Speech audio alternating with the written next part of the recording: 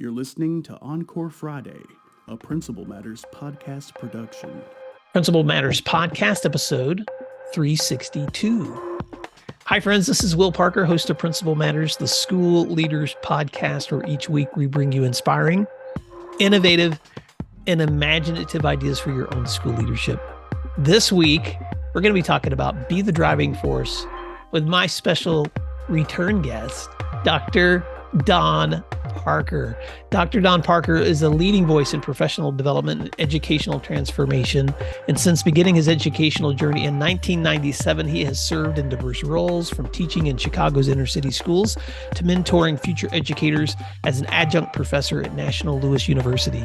As a former principal at Posen School and Lincoln Avenue School, he made significant strides in areas like parent engagement, staff collaboration, and most importantly, student achievement.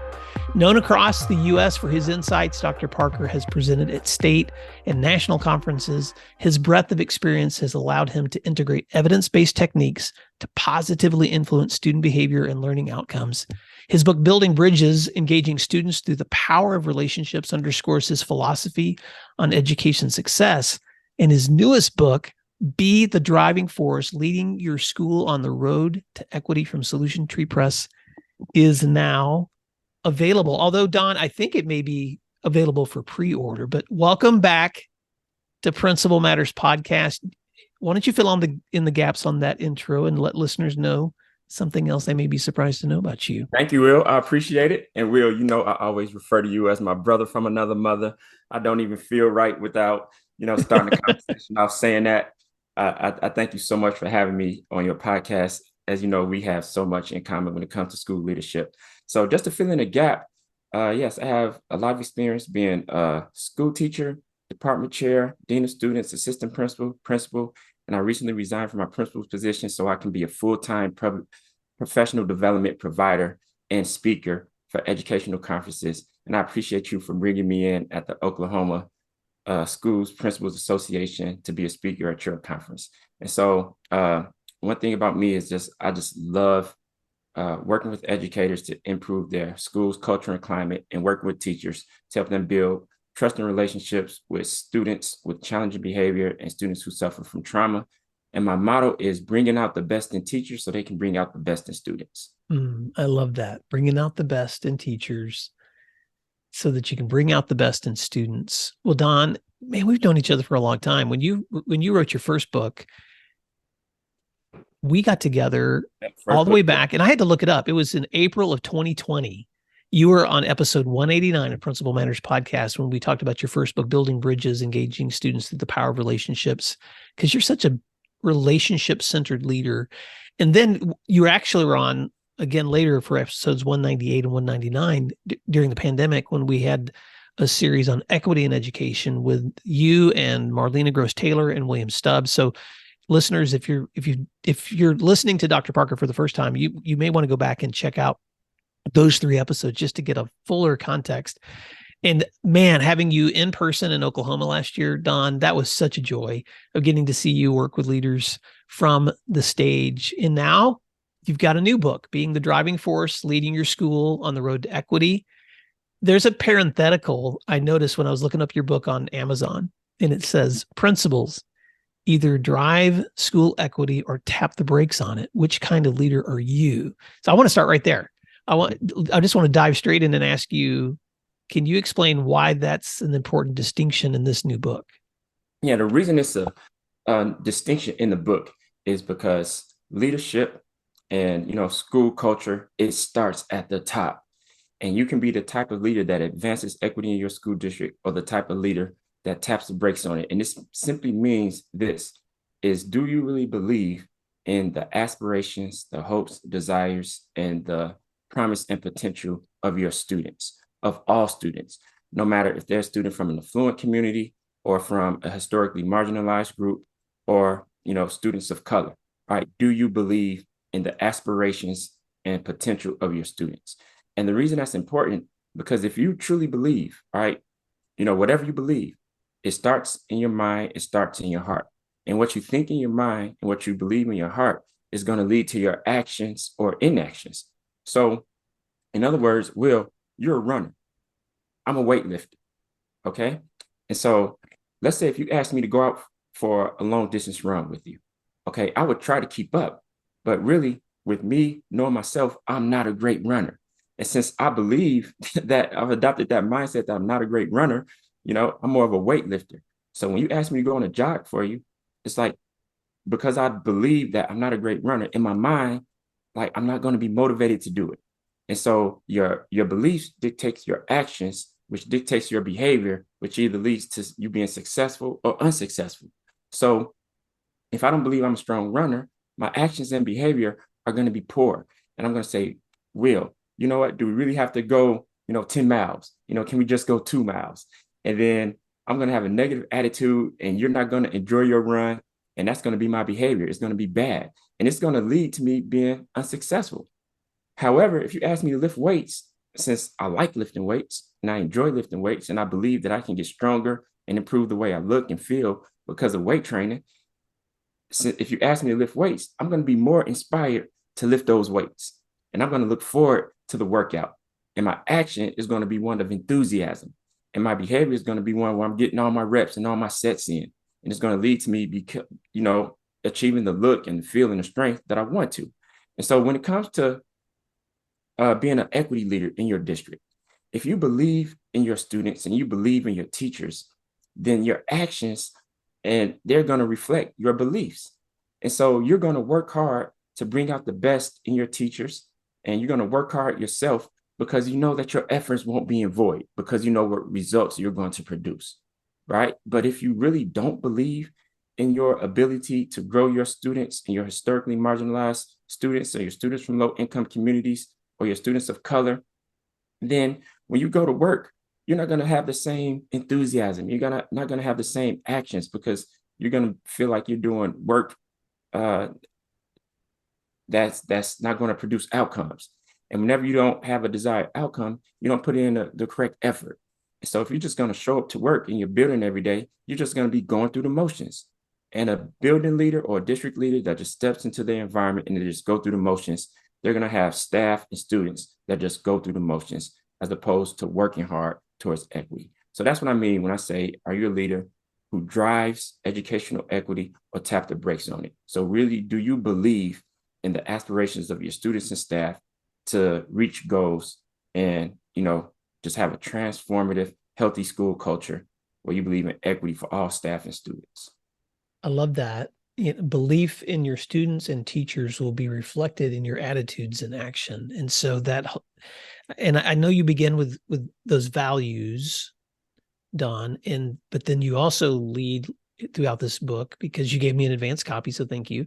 Mm-hmm. I also know that you unpack some very specific ways that can be reflected in your actions. And you talk about some really important things like principles, vision, climate, equity, policies, procedures, communication, responsive learning, and even more. I'm just giving an overview of Mm-hmm. how many areas that you uncover in this book to give leaders some real tangible ways to connect their motivations with the actions. So let's stay there for just a minute. And I know you've already been here. I want to connect this analogy of driving the car. And maybe you can tell the same story that you tell in the book about some of the memories you have of the first time you began driving and how that connects to the principles that you use in driving change in schools. All right. So if we talk about mindset, for instance, all right, now I'll share a story from the book. Okay. So I share a story how my mom lost her keys to the car and she asked my dad if she could get another copy, another set for the keys to the car. And he was like, absolutely. So he went, he got some keys cut, and he gave her the keys to the car. All right.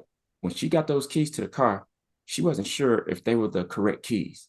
So she had a hard time really putting the key in the ignition in order to get that ignition to turn for the car to start. And so she was just frustrated because she couldn't get the key to work. And then she had to ask my dad to come out and be like, hey, are you sure that this is the correct set of keys? Because for some reason, I'm having a hard time getting these keys to work. And so he assured her, yes, these are the keys that match this car. So it's a new key. So that means you have to probably finagle it a little bit in order to get it to work. So now, with her believing that these are the correct keys, she was more intentional about doing what she needed to do in order to start the car. And so when she had to use a little bit more force to get that key, before it was broken in, she used more force when she needed to. When she needed to use a little bit more finagling in order to turn that ignition, she did it. But she was able to use that key to successfully start the car.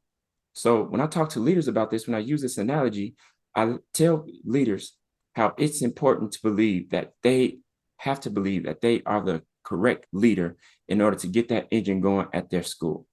And now they have to look at what they believe. And if they believe that they have what it takes in order to create the kind of environment that their staff and students need in order to succeed. And so now I say, you have to believe that you're the key to their success to unlock the potential of your students and staff. But nowadays in cars technology, we don't use a traditional key to start the car. Most cars are pushed to start. So now I ask educators, you have to eliminate all self-doubt. You have to eliminate that imposter syndrome. And you truly have to believe in yourself that you're the right leader for that school.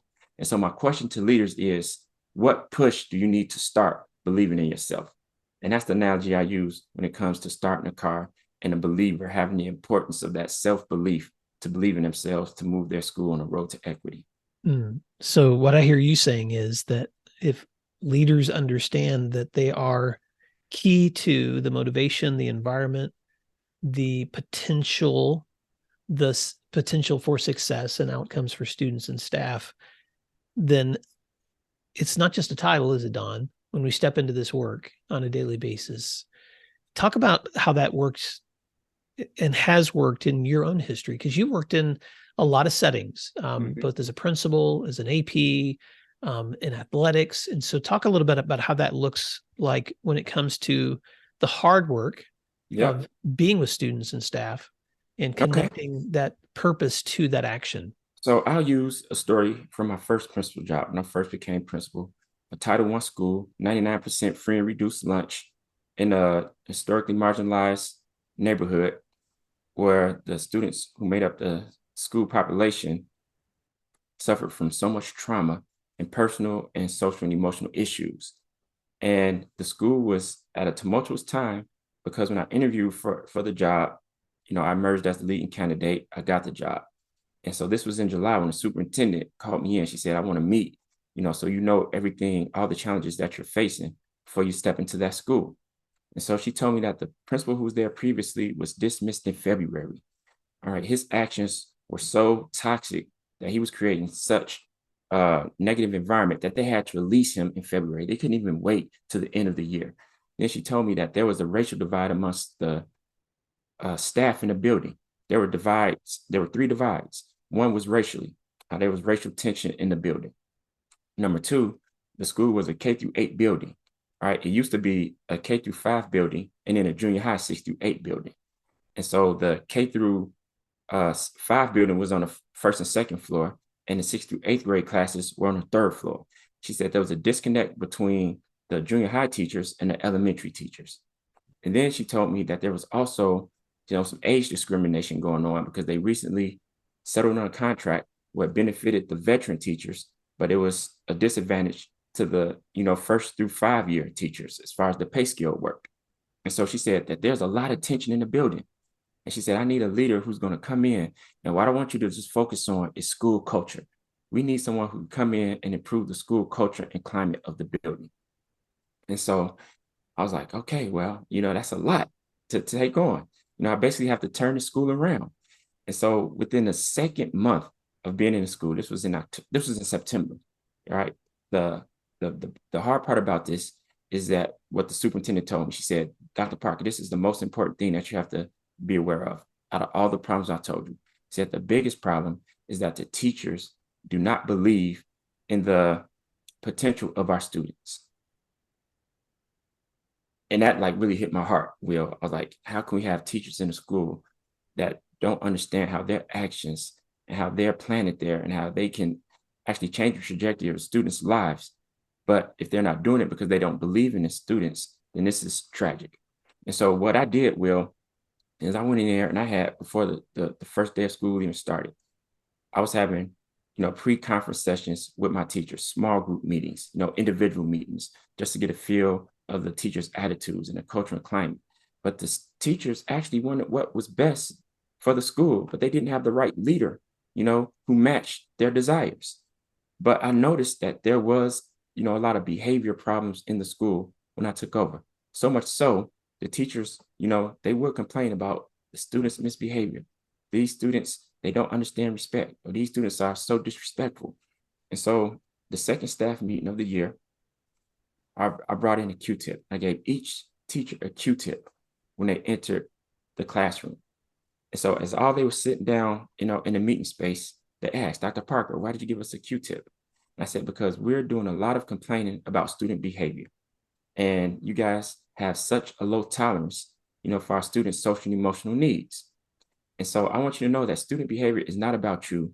It's about a problem that's not being solved within a student's personal life, in their home life, and we're not meeting that need in school. And as long as you continue to take it personal, then you won't step outside yourself to look to see what the solution is to support our students. So this Q-tip is a reminder to quit taking it personal. That's literally what Q-tip stands for. Quit taking it personal. All right, let's look to see how we can support our students, socially and emotionally, so that we can then, support them academically. Because I truly believe that before you touch the brain, you have to first touch the heart. And once we start building relationships with those students, supporting them socially, emotionally, then that will lead to student achievement. And that was a culture building mindset moment for my teachers. Such a great story. Q-tip lesson. Quit taking it personal. Bam, that right there. All right. I want to ask you a follow-up. And because sometimes when I'm working with leaders, I recognize that the organizational structures that you use often reflect, or they should reflect, Don, the mission, the vision, the principles that you lead with. Mm-hmm. And so in your book, you also talk about how policies are important for the ways that leaders improve equity for students. So talk about that a little bit, because I know that's the nitty-gritty sometimes of the work that principals do. Is sometimes our policies help us and sometimes they hinder us. But how can we be thinking better about how our policies help reflect the principles that we live by? Okay, so our principles that we live by is, do you live by the principle of, we all deserve a second chance, right? Do you live by the principles of, education can be the game changer to change the outcome and the trajectory of a student's life? And so with that same story I talked about before, when I was the second month into my principalship, like I said, the student behavior was so bad. It was so negative. And I'm be honest with you, the students didn't want to be there. The teachers didn't want to be there. The parents didn't want to send their children to the school. And be honest with you, the climate was so negative, Will, I wasn't sure that I wanted to be there. Then I had to check myself. It goes back to what I said before. Do I believe I'm the right leader for this building?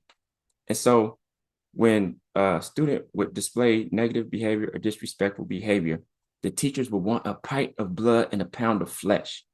All right. And so they wanted to exact these policies and these discipline procedures that would just suspend students or put them in school suspension all day. However, we was moving from a punitive mindset to restorative practices. And so what we really had to do was meet with stakeholders, meet with principals, and come up with how can we be more restorative. So, yes, we have our discipline policies, but our discipline policies are hurting children because children aren't being educated on how to behave appropriately. And so when we have these different policies that are exclusionary, now we remove them from the classroom, we remove them from the school, and they're not learning. And that's going to hurt student growth. And so it's like we're shooting ourselves in the foot because now our students are not in the classroom learning, they're not meeting standards, and now they're failing grades. And as opposed to moving students forward, we're holding them back. So if we can be more restorative in nature and start having restorative practices, now we can take advantage of teachable moments. Because my research showed me when it came to the topic of my dissertation is what methods, strategies can school leaders use in order to help students be successful in school and in life, right? Number one was building relationships. Number two was authoritative counseling, okay? But authoritative counseling, what that means is we're taking advantage of teachable moments and we're taking students down a path of inquiry where we're asking them, hey, what happened as a result of your behavior? What happened as a result of your actions? Okay, if you see yourself in this situation again, what can you do different to get a different outcome? And so now that's authoritative counseling. That's having those conversations. That's being more restorative. Okay, what do you have to do in order to, repair the harm that you created? Okay, what can you do to restore the relationship with your teachers? Teachers, what can you do to restore the relationship with your students? And now we're all on the same page where we want the student to learn from the mistake so that they don't make the same mistake. So restorative practice, people have a misnomer that, students aren't being held accountable for their actions, that they're getting away with a huge crime if we don't discipline them, if we don't punish them, if we don't let them know the consequences of their actions. But really, restorative practices, what it does is solves the problem. Sometimes suspending students in exclusionary discipline does not solve the problem. But what will solve the problem if the students learn and they're educated and they learn a better way of doing things. And so that was a restorative concept that we had to do in order to, shift the mindset so we could change our discipline policies to now where we have restorative practices, which was more beneficial for our teachers and our students. Let me speak something directly to that, Don, because I've been in this work long enough to know that people have different emotional responses to different kinds of words and approaches. And so sometimes when people hear restorative practices, a phrase that might be going through their mind is, oh, you mean be easy on discipline. Mm-hmm. And I just want to be really clear, because I've known you long enough and I've studied your work long enough to know that restorative doesn't mean easier. It often means harder, but with a different purpose and outcome in mind. And so I want, as an example, I want to use a story that I'm familiar with that I didn't put in today's show notes, but I'm going to ask you because I know this is something you've talked about in some of your presentations. There was a time in your school, for instance, and again, I love to give examples to the lessons that you're teaching, where you guys were dealing with some really strong conflicts happening within the community that were bleeding back into the school. Mm-hmm. And in a lot of practices in school, obviously safety is the most important part of that. And you could have easily just said, okay, these are the kids that now I'm removing from school so that we're safe. But you chose a different pathway, in my opinion, a harder pathway that was more restorative. And so can you talk about that, how you've learned as a leader to facilitate conversations with even students in conflict to try to reach goals that are both good for them and the school safety? 100%. And so you're right. That is a misnomer about restorative practices. But I will tell you, there are some pros and cons to restorative practice. All right. Some of the pros are it really does help with the problem solving, and it gives everyone involved in a situation a voice. But one of the cons to restorative practices is that, like you said, people think it's, easier on discipline, but, it's really not, because you have to restore the relationship and restore the harm that you created. But the thing about restorative practice, one of the cons, is that it does take more time. Okay, because yes, you're right. It's easy to just issue somebody suspension, and then write up the paperwork, and then that's it. However, when it comes to, sit down, talk, listen, hear a person out, come to a agreed upon solution, that takes time. When you have to bring in parents and bring in different groups, that takes time. So what happened in this situation that you're referring to is I was getting ready for work. I normally arrive to work around 6:45 every day. The teacher's report time was 8 o'clock. And so I'm getting ready for work at around 6 o'clock in the morning. My phone rings. I look at my phone and I'm like, who is this? And I noticed it was one of the parents of one of my students who was one of my frequent flyers, students who needed a lot of social and emotional support. So like, it's too early in the morning for this. So I declined the call and I continued to get ready for work. I said, I'll just call her back when I get in the car on my way to work. But as soon as I declined it, my phone started vibrating again. And so I looked at it. It was the same parent. I said, okay, well, this must be an emergency. If somebody called me twice, I better, see what's going on. So I answered the phone. And then she told me, she said, Dr. Parker, I'm warning you. All right, my son is involved in this, but there's a group of boys that are having a conflict. And they said that as soon as they see each other in school today, that they were going to fight, or, that they were going to get at one another. And so I said, thanks for telling me. Can you tell me like who's involved and, what's going on?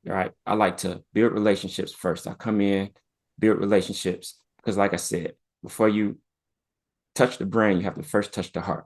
And so I believe in coming in, establishing letting I let my PD participants know, look, my coach has always told me that playing sports is a contact sport and you have to get in there and mix it up. Okay. And so in order to do that, you got to be willing to be hands-on, have to be willing to engage. And I tell my participants, just like my coaches told me, hey, if you want to have an impact, you got to get in there and mix it up. If you just want to watch, just buy a ticket and sit in the stands. Okay. My professional development is very hands-on and very engaging. And so my coaches always told me, stay ready so you don't have to get ready. So I tell my participants, I'm going to ask for a volunteer, but stay ready because I might just point you out and volunteer you to come up and share what you guys discuss, share what you think about this. All right. How can you apply this concept that I'm teaching in the future? And so a lot of my PD is a lot of hands-on activities, a lot of self-reflection, a lot of group discussion, a lot of collaboration. And so as much as the group can learn from me, all right, I don't disrespect the expertise that's in the room. And I don't disrespect teachers' experience being in the trenches working with students. So I always open it up so people can share their voice, share their experience, share their best practices, because one of the most effective opportunity gap recommendations is for teachers to observe and look at what other gap closing teachers are doing. And so if it's something that teachers are doing where they're helping their students grow academically and helping students stay on task, then what are they doing that we can take from them?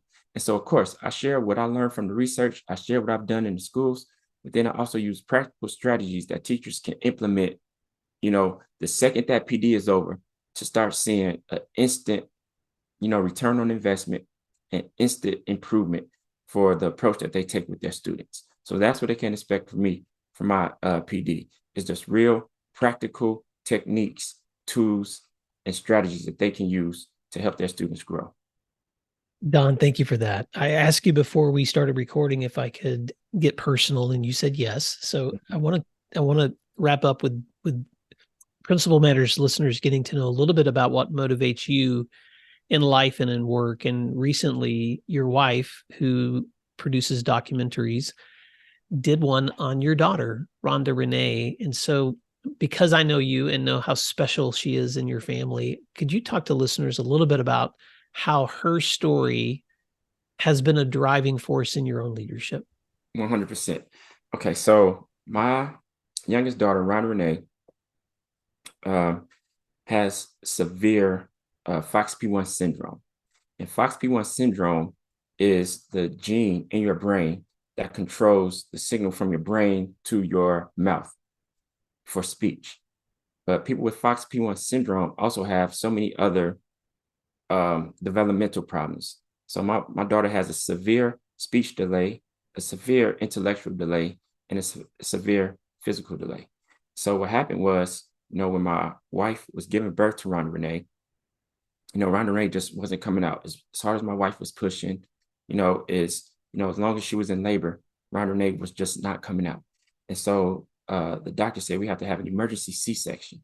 So they rushed my wife over to the operating room and they did the emergency C-section. When they pulled my baby girl out, it's like her skin was like yellowish and greenish. And they said we had to suck out the meconium. So the doctors were even panicking. I could see the fear on their face because my daughter wasn't breathing. She wasn't crying. We didn't hear anything. She just came out and just appeared to be limp. And so, Will, this was one of the scariest times in my life. Yeah. And I've been in some scary situations growing up in the South Side of Chicago, walking through different gang territories and seeing just a lot of terrible things happening that I witnessed, as a youth. But I had never been more frightened than I was during the birth of my second daughter. And so they whisked her over to the table.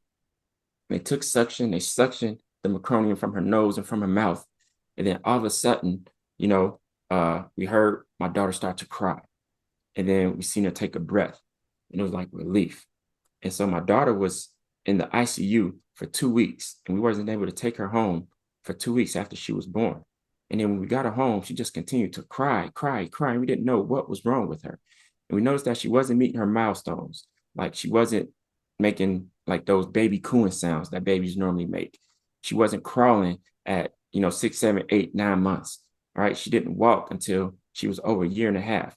And we would take her back to the pediatrician and we would say, hey, we have a concern because she's not meeting her milestones. And they was like, well, let's give it a little bit more time because, babies don't always, meet the milestones, as typical children do. And so we just continued to notice that she wasn't developing. And so we got genetic testing done on our baby. They drew my blood, they drew my wife's blood, they drew my daughter's blood. And that's when they found out she had the FOXP1 gene mutation. And so now we have to just continue to give my daughter what she needs in order to meet her potential. And, it's very challenging as a parent raising a special needs daughter. And the story I even shared at the Oklahoma Schools Principals Association is how a renowned pastor came to our church. And he said, I'm praying for miracles. I'm praying for breakthroughs in your finances. I'm praying for breakthroughs in anybody who's struggling in their marriage. I'm praying for breakthroughs for people with health issues. So if you need a miracle, come up to the altar. So we brought my baby girl up to the altar and he prayed for her. And we were like, okay, this could be a miracle. We're looking for a change. We're looking for a change in her because we want to see her, heal. And so we watched, we observed, but nothing happened. And so like a year later, that same pastor came to our church as a guest speaker again. Same thing. If you want a miracle, come up to the altar. So we came up to the altar and he said, hey, Don, I saw you here the last time. How's the baby girl doing? I said, no offense, pastor, but your prayers didn't work. So she's still the same. All right. And so, but I noticed about my daughter, she is the most loving, kind spirit. All right. When she walks into the room, she has the biggest and brightest smile. And she's so full of love. She just wants to hug everybody and embrace everybody and make people feel good. And then I had to question myself. And I had to ask myself, why am I asking for her to change? Why do I want to change this sweet baby girl? Because she is the sweetest, most compassionate baby girl I know. And she just gives me so much love. And I feel her love. And so then I stopped praying for her to change. And I asked God to change me. I said, Lord, please make me more empathetic. Please make me more patient. Please give me the strength and please give me the resources to give my daughter everything I can to help her reach her full potential. And I take that same passion for educators because we all want what's best for our children. And so educators have to understand that they hold the fate and the trajectory of students' lives in their hands. And so if we could just be more empathetic, more patient, and just pray for the strength and resources so that we can give our students to help them reach their full potential. The same thing I want for my daughters, I want the educators to want for all of their students as well. And so that's the passionate energy that I bring to my professional developments and to my attitude towards teachers and doing this work. Don Parker, Be the Driving Force Leading Your School on the Road to Equity, the new book from Solution Tree Press. Man, that story touched my heart, brother. And I know it did listeners too, because the only thought I'll add to that, Don, is I'm just so glad that God gave your daughter the miracle of you and your wife as her parents. I appreciate that, Will. Yeah. And one last thing is to educators. I know that we're asking for our students to change. And I know that we want our students to improve academically and socially and emotionally. But at the same time, as educators, we have to look in the mirror and ask, what is it that we need to change about ourselves so we can continue to help our students? Just like my daughter is going to get better over time, our teachers have to believe that their students are going to improve over time as well. But in the meantime, we have to pray for the strength to do the job that we're commissioned to do. And so just like I ended that keynote speech and I told educators how my wife gave me a shirt. And on the back of the shirt, it says, God gives his toughest battles to his toughest soldiers. And our educators these days, I know that they're losing a lot of their zeal. And we know that teacher attrition is on the rise. But I want to tell my educators to hang in there because you will have the strength to do what you need. Because, he will give you the strength to do this tough job that we have to do in educating our students. So instead of asking your students to change, just ask that you continue to have a positive mindset and the strength to do this important work. Well, Don Parker, there's a reason I keep bringing you back to Principal Matters listeners. And one of the reasons why I keep just valuing this friendship is that you are the real deal. you have been in the battles and you aren't shying from the new ones, and you are stepping in to places where people want solutions. And so thank you so much for all the work you're doing. How can Principal Matters listeners stay connected with you if they want to find out more about your work or invite you to their schools? Oh, wow. You know what? I love connecting with educators. Just like me and you, Will, people put us, in contact with each other, and we stay connected. So I really believe in relationships. And so people can reach out to me on Twitter at Dr. Don Parker 1. That's my Twitter handle, is at Dr. Don Parker 1. My Facebook page is Dr. Don Parker. My Instagram page is Dr. Don Parker 5. My website is drdonparker.com. And my email is drdonparker@drdonparker.com. So if you can remember my name, then you can always get in touch with me, because all of my social media and contact information is connected with my name. So go ahead, visit my website. That's probably the easiest way, at drdonparker.com, and just hit the contact me button and just leave a message for me, and I'll get back to you within the first 24 or 48 hours. If you follow me on Twitter, I'm going to follow you right back, because I really believe in establishing relationships and supporting one another in this work that we're doing in this field of education, which we were called to. Well, Dr. Don Parker, thank you so much for your friendship, for your leadership, for your new book, Be the Driving Force, Leading Your School on the Road to Equity. And listeners, if you want to get if you want to pre-order that book, it's available right now, Solution Tree Press or Amazon. And Dr. Don Parker, I can't wait to hold it in my hands. Until next time, thanks for the work that you're doing. Right there, Will. Yeah. You cannot continue to introduce my book without sharing the news that you wrote the foreword for my book, Be the Driving Force. So Principal Matters you're so generous. I can't believe that you Yeah. invited me to write the foreword, Don. And so I'm just so grateful that I get to, if you do order the book and you open it up, you're going to see a foreword from me in there. And because I had an advanced copy and just loved it. So thank you, Don. And Will, you've given me some flowers. Let me give you some flowers as well. Guys, when I wrote this book, Be the Driving Force, Leading Your School on the Road to Equity, and really the book is a playbook for principals and school leaders who want to promote and advance and sustain equity in their school district. And Will, I know how great of a school leader that you are.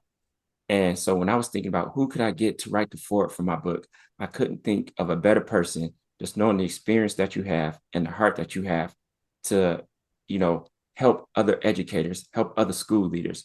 I know that's at the heart of what you do. And so I couldn't think of a better person to write the foreword, because I respect you. I respect your accomplishments. I'm appreciative of you. And I know that if leaders are looking for someone to help them lead, to coach them and help them grow, that you are a trusted source and a trusted voice in education. And so that's why I just want to say thank you and express gratitude to you for writing forward in my book, because I know that you have so many resources and your wealth of knowledge as it relates to school leadership. Don, it always makes my heart so warm whenever we see each other in person or online. And you're always, the first thing you say is, "There's my brother from another mother." I think listeners can know why we enjoy each other so much. Even some back road Oklahoma chicken restaurants where we just some good country music. I mean, Don, we've had some good times together. You know what? I'm gonna tell you something, man. Something that could be seen as a negative was actually a positive. So you took me to this, I guess, icon of a restaurant while we were in Oklahoma City. And I don't think that the wait staff was expecting such a huge crowd. And so we put in our order, but time and time went by before they brought the food out to us. And as hungry as we are, I wasn't focusing on the food not coming out. I was just knowing that because the food was taking longer to come out, that was just more time that I got to spend with you and other colleagues there, who you had great relationship with. And I just enjoyed the time, and that time was prolonged. And I just took advantage of that food not coming out to continue to build relationships with you and your other principal colleagues. So that was something that could be viewed as a negative, was actually a positive, because I got to spend more time with you. Well, Principal Matters listeners, you want to spend time with Don Parker. So reach out to Don at his website at drdonparker.com, or you can reach out to me directly if you want me to share my connections with Don with you. But you can find him on my website at episode 362. Until next time, Don, thank you so much. And Principal Matters listeners, thank you for doing what matters. We'll talk to you again soon. All right. Thank you, Will. Thank you for listening to today's episode of Principal Matters, the School Leaders Podcast. If you enjoyed the show, would you take a moment and like, share, subscribe, or leave us a review? In fact, if you share it out with a friend, even more people can become a part of these conversations. Sign up for our newsletter at williamdparker.com for even more free resources. And don't forget to check out our website to learn more about our books, professional development offerings, Grow Academies, masterminds, executive coaching, and keynote presentations. Wow, let's keep learning together. And thank you for doing what matters. Encore Friday.